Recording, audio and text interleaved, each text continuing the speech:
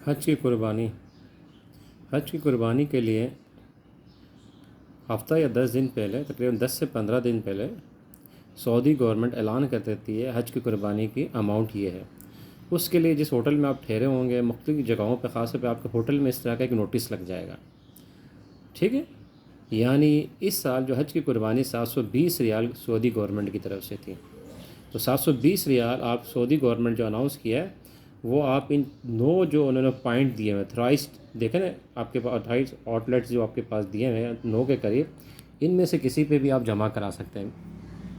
ये आपके पास उन्होंने दिए होते हैं आपके पास, ये मैं आपको दिखा देता हूँ। ये देखें, ये आपके पास सऊदी गवर्नमेंट दिए हैं। इसमें किसी भी ब्रांच में आप जाके अपनी 720 रियाल सऊदी गवर्नमेंट के अकाउंट में आप जमा करा सकते हैं।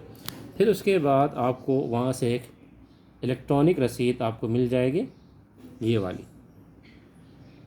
ये देखिए इलेक्ट्रॉनिक रसीद आपको मिल जाएगी 720 रियाल वाली।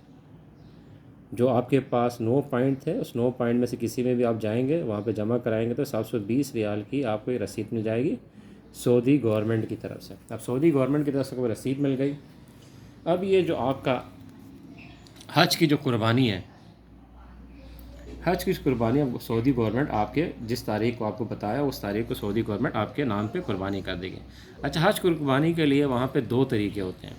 एक लोकल तरीका होता है, यानी होटलों में आपके पाकिस्तानी कुछ लोग घूम रहे होते हैं जो 400, 420, 450 रियाल यानी आधी कीमत में कुर्बानी के पैसे आपसे लेते हैं। मैंने तो वो नहीं किया, क्योंकि ना वो कोई रसीद दे रहे थे, ना कोई एविडेंस दे रहे थे, ना कोई सबूत प्रोवाइड कर रहे थे आपकी कुर्बानी हम करेंगे कि जिस तरह भी सऊदी गवर्नमेंट ने एक रसीद आपको दे दी, उस रसीद के मुताबिक आपको पता चल गया कि ये कुर्बानी आपके नाम पे होगी। एक रसीद आपके पास है, प्रूफ आपके पास है। ठीक है, अब देखें दूसरा जो आपके पास जो लोकल आपके पास बंदा आ रहा है वो आपको कह रहा है कि हम 400 या 450 रियाल में कर देंगे आधी कीमत में। तो ये कैसे पॉसिबल, एक चीज़ जो 800 की या 750 की है वो 400 रुपये में आपको ले के दे दे। मिसाल के तौर पे सोने का तोला, जो सोने का जो रेट है 2 लाख रुपए तोला है। अगर कोई कहता है कि मैं आपको एक तोला 2 लाख के बजाय 1 लाख में देता हूँ, तो उसका मतलब है कुछ मामला गड़बड़ है, या तोला सही नहीं होगा सोने का, या वज़न में कम होगा, या 2 नंबर का सोना होगा, या फिर चोरी का सोना होगा।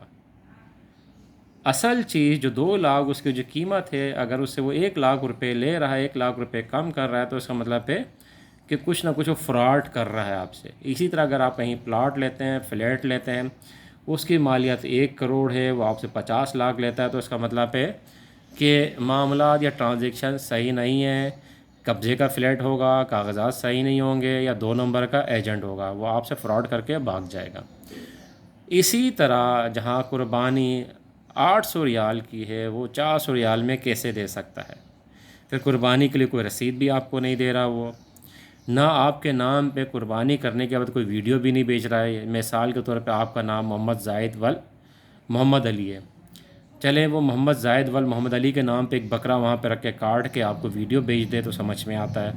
चले वो आपको एक रसीद काट के दे दे, अपने शॉप नंबर जिस पे लिखा हो, डिटेल लिखा हो और अथराइज़ हो, वो कार्ड की रसीद आपको दे दें तो तब भी बात समझ में आती है। लेकिन वो इस तरह का कुछ भी नहीं देता, वो सिर्फ़ आपसे पैसे लेके पेपर पे लिख के चले जाता है, और जाने के बाद 40-50 या 20-25 लोगों के नाम पे कुर्बानी करने के बाद वो वीडियो सेंड कर देता है।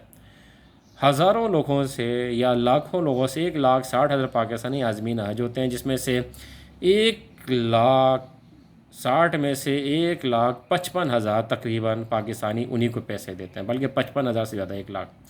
सिर्फ 1,000-2,000 लोग होते हैं जो सऊदी गवर्नमेंट को पैसा दे के हज कराते हैं।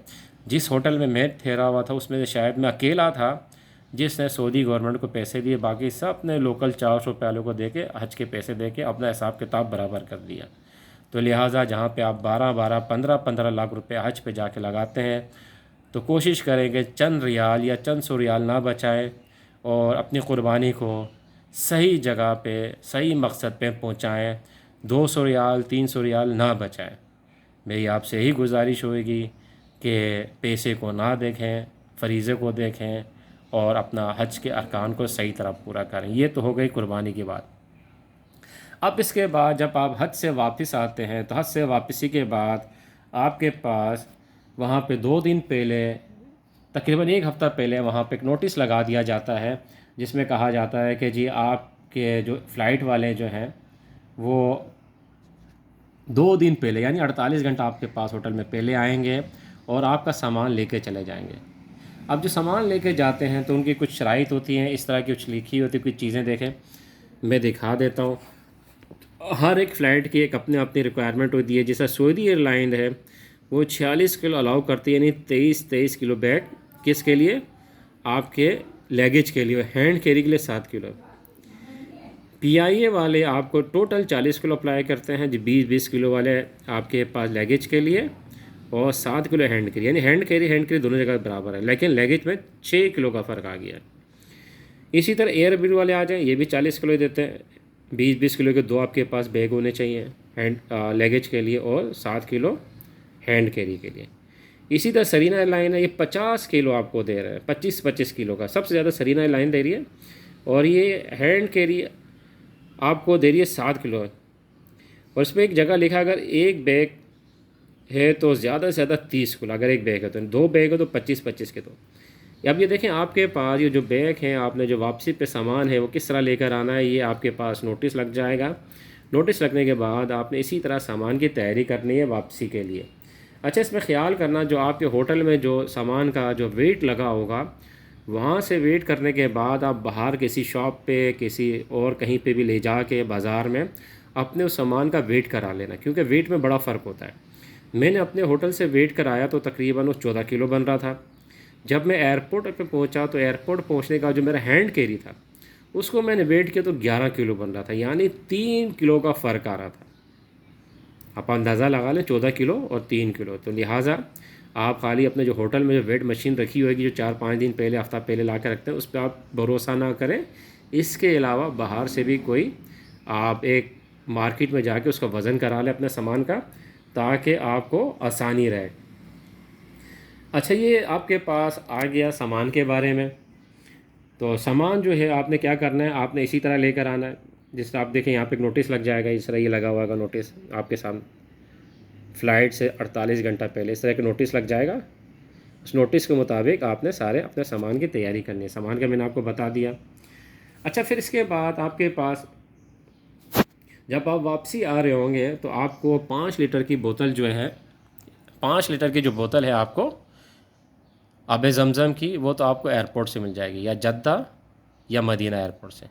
लेकिन इसके साथ साथ आप जब आप एयरपोर्ट आ रहे हैं तो आपको वहाँ पे आब ज़मज़म की जो छोटी बोतलें मिलती है 300 ml की पीने के लिए, वो 4-5 दिन पहले आप अपने पास जमा करना शुरू कर दें।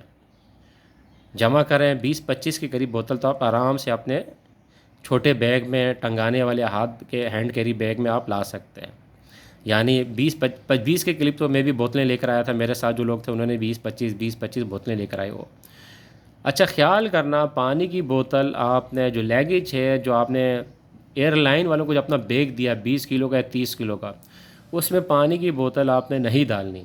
अगर आपने पानी की बोतल डाली तो वो बैग आपका खुलेगा, खुलने के बाद वो सामान निकाल दिया जाएगा जो आपने पानी की बोतल डाली थी। खुदा ना खास्ता कुछ और भी आपका नुकसान हो सकता है। तो लिहाजा कोशिश करें अपनी जो लगेज है, जो आपने 20-20 किलो का या 30-30 25-25 किलो का जो आपने दो सामान के जो बैग दिए हैं, उसके अंदर पानी की बोतल हरगिज़ ना रखें। पानी की बोतल आप 5 किलो आपको एयरपोर्ट से मिलेगा। इसके अलावा 20-25 बोतलें छोटी छोटी जो होती है आप अपने साथ ला सकते हैं, सुकून के साथ ले आएँ। बैग में नहीं रखना, लगेज में, दोबारा बता रहा हूँ, बैग में नहीं रखना। लगेज में जो आपने एयरलाइन को जो अपना सामान दिया है, जो आप अपने साथ लेकर आएंगे, उसमें पानी की बोतल आप अपने साथ लेकर आ जाएं। छोटी छोटी 20-25 के करीब आप आसानी से ला सकते हैं। अच्छा, ये आपके पास पानी का हो गया, सामान का हो गया। अब जो बैग है, आपको मैंने शुरू में बताया था, आप पाकिस्तान से जाते हुए 2 बैग बड़े फुल साइज़ के लेके जाएं। ठीक है, 2 बैग फुल साइज़ के बड़े लेके जाएं। उसमें बेशक आपके पास सामान जाते तो यहाँ से कम होगा, लेकिन जब आप वहाँ से वापसी आएंगे तो आपके पास सामान बहुत होगा, क्योंकि आप लोगों के जान-ए-मास, तस्बीह, बहुत सारे गिफ्ट ख़रीदते हैं। उस गिफ्ट के लिए अगर आप वहाँ से बैग ख़रीदेंगे जो बैग आपको 6,000 का मिलेगा वहाँ सऊदीया में 14-15 हज़ार का मिलेगा। लिहाजा यहाँ से 2 बड़े बैग लेके जाएं, ठीक, और एक हो सके तो छोटा हैंड कैरी बैग यहीं से लेके जाएं। तो उसमें आप आते हुए सामान, 2 जो बड़े हैंड कैरी बैग होंगे, 2 बड़े बैग फुल साइज़ के, उसमें सामान डाल के तो वो आप तो एयरलाइन वालों को दे देंगे। जो छोटा हैंड कैरी का बैग होगा उसमें आप पानी की बोतल डालें, अपना सामान डालें, छोटी मोटी चीज़ें डालें, वो आप ला सकते हैं। 7 किलो लिखा होता है लेकिन आप 20-25 किलो भी ला सकते हैं। मैं तकरीबन 25 किलो के करीब हैंड कैरी में लेकर आया था। वो वज़न नहीं करते जब हज से वापस आ रहे हैं। आप अंदाज़ा लगा लें, 20 बोतलें मेरे पास पानी की थी, अच्छा बहुत सारे सामान थे, यानी मैं उठा के थक गया था, लेकिन 25 किलो का सामान मैं हैंड कैरी में लेकर आया था। तो लिहाजा आप हैंड कैरी में आसानी के साथ सामान ला सकते हैं, सामान के लिए आपके पास कोई मसला नहीं होगा।